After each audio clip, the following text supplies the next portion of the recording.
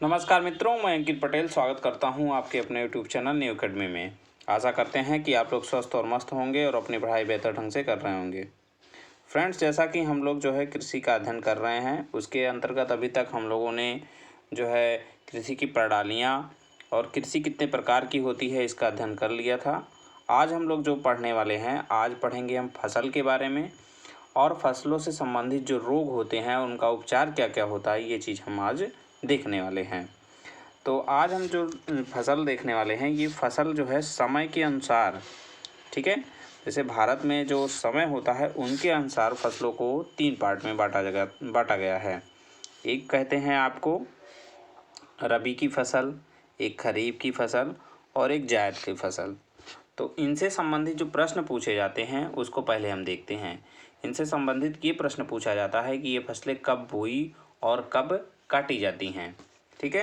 तो ये चीज़ आप लोग ध्यान रखिएगा। जो रबी की फसल है वो अक्टूबर या नवंबर में बोई जाती है, ठीक है, और मार्च अप्रैल में इसको काट लिया जाता है, ठीक है। जो खरीफ की फसल है उसको हम लोग जून या जुलाई में बोते हैं, ठीक, जून से लेकर जुलाई तक बोया जाता है और नवंबर या दिसंबर में वो फसलें कट जाती हैं, ठीक। जायद की फसल जो होती है वो मई जून में बोई जाती है, ठीक है, और जुलाई और अगस्त में ये काट लिया जाता है। ये जो है इन फसलों के बोने और काटने का समय है। तो एक बार फिर से देख लेते हैं। रबी की फसलें अक्टूबर या नवंबर में बोई जाती हैं, ठीक है। इसमें कुछ फसलें दिसंबर तक भी बोई जाती हैं, कुछ जो है अक्टूबर नवंबर तक बोई जाती हैं। तो इस चीज़ जो है ड्यूरेशन उसका जो है उनके जो फसल की जो प्रकार होते हैं, जो कुछ कम समय की फसलें होती हैं तो उनको हम लोग जो है दिसंबर लास्ट तक बो सकते हैं, तो वो सब हैं, ठीक है। और मार्च से लेके अप्रैल में ये फसलें कटने लगती हैं, ठीक है। खरीफ में क्या होता है, खरीफ की फसलें जून या जुलाई में जो है बोई जाती हैं, ठीक, जून से लेके जुलाई तक बोई जाती हैं और नवंबर और दिसंबर में ये फसलें काट ली जाती हैं, ठीक।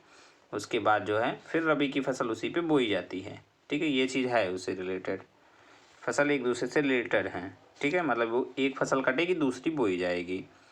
फिर क्या होगा, फिर जायद वाली फसल जब ये कट गया भाई साहब, ये रबी वाली फसल जब मार्च अप्रैल में कट गई तो मई जून का महीना हमारे पास खाली होता था, हम उसमें जायद की फसल उगा लेते हैं। ये कम समय की फसलें होती हैं तो मई जून में लगा लेते हैं इसको हम, और जुलाई अगस्त में कट जाती हैं। उसके बाद हम फिर जून यही जो है खरीफ की फसल उसमें लगा लेते हैं, ठीक है। तो इस प्रकार से इन फसलों का क्रम होता है।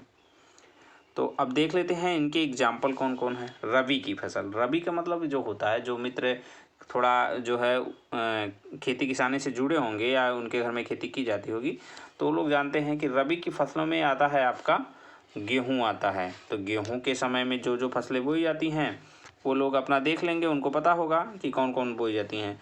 तो जब गेहूँ की फसल बोई जाती है उसी के साथ में आप देखेंगे गेहूँ, जौ भी बोया जाता, चना, मटर, सरसों, आलू, राई, इस समय फसलें, ये सारी फसलें हमारे खेत में लगी हुई हैं।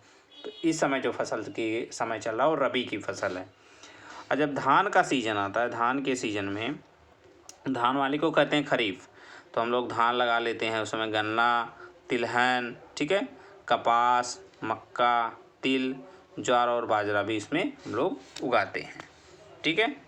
फिर आगे आते हैं, आगे है आपका तो जून जुलाई में बोया जाता है। जून जुलाई में क्या बोया जाता है, वही उड़द बोया जाता है, मूंग, तरबूज, खरबूज, देखिए गर्मी का मौसम मिलता है ना, तरबूज, खरबूज, ककड़ी और खीरा। तो इस प्रकार की फसलें आपकी जायद की फसलें होती हैं। तो इन फसलों को हमने देख लिया समय के अनुसार, ठीक है। समय के अनुसार अपने यहाँ तीन प्रकार से हैं, रबी, खरीफ और जायद।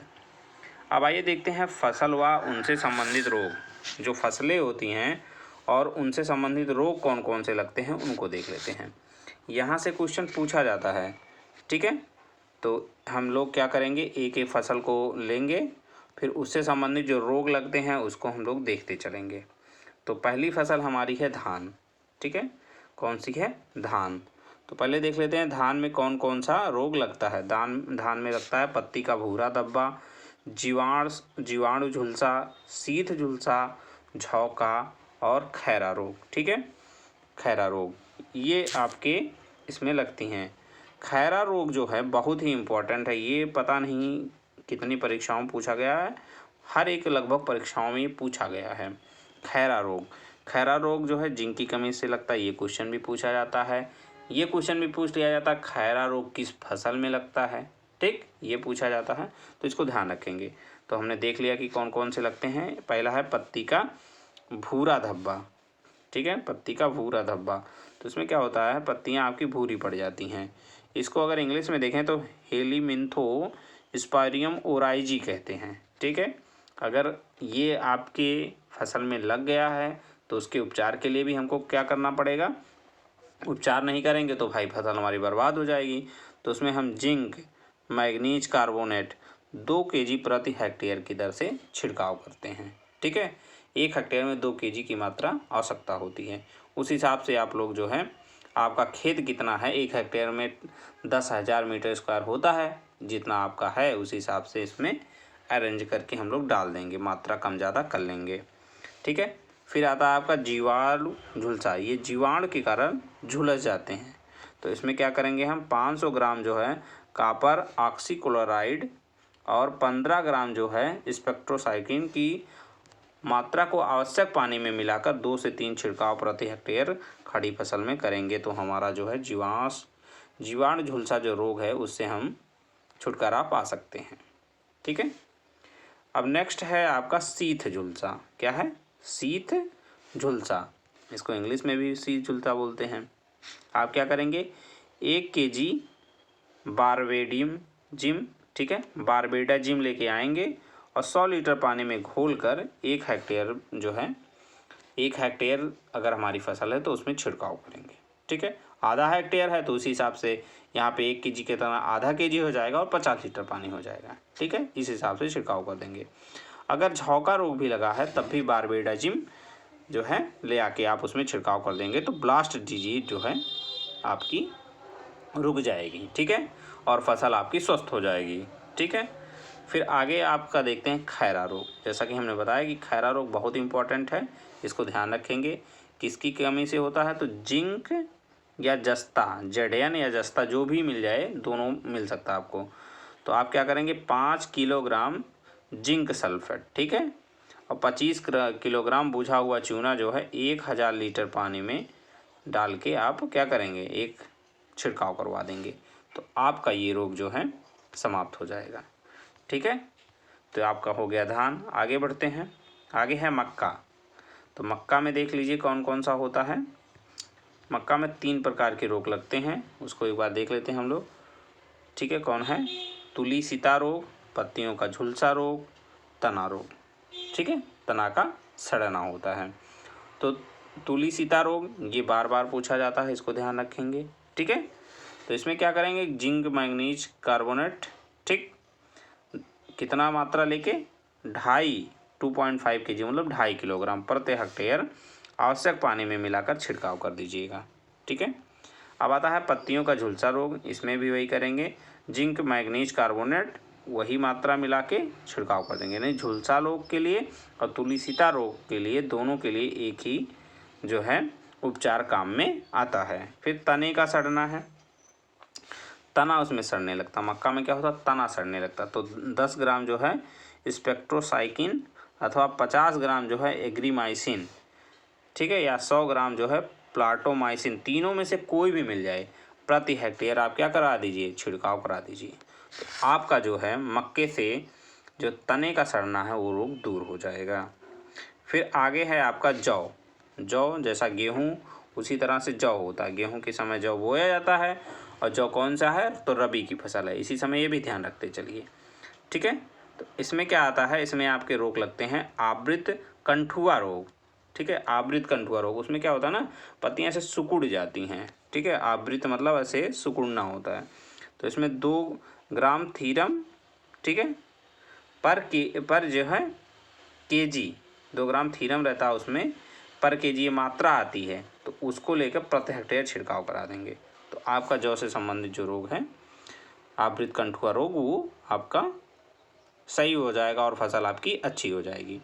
आगे है आपका बाजरा, बाजरे की रोटी, ठीक है, तो खाया जाता है कहीं, जैसे आपके पंजाब वगैरह में बाजरे की रोटी खाई जाती है, इसको ध्यान रखेंगे। अरगर एक रोग होता है। उसके उपचार के लिए फूल आने पर, जब फूल आ जाता है तो मैंकोजेब 75%, ये परसेंट आता है कि मैंकोजेब उसमें कितना होना चाहिए, 75% जो है कि 2 मात्रा पर हेक्टेयर छिड़काव करना पड़ेगा, मतलब 2 बार आपको उसमें ये छिड़काव कराना पड़ेगा। ठीक है मित्र, तो आज का वीडियो यहीं तक रखते हैं हम। कल कुछ फसल हैं उससे संबंधित देखेंगे। कंठुआ रोग है आपका और हरित बाली रोग है, इसी से संबंधित है, इसको देख ही लेते हैं बाजरे से।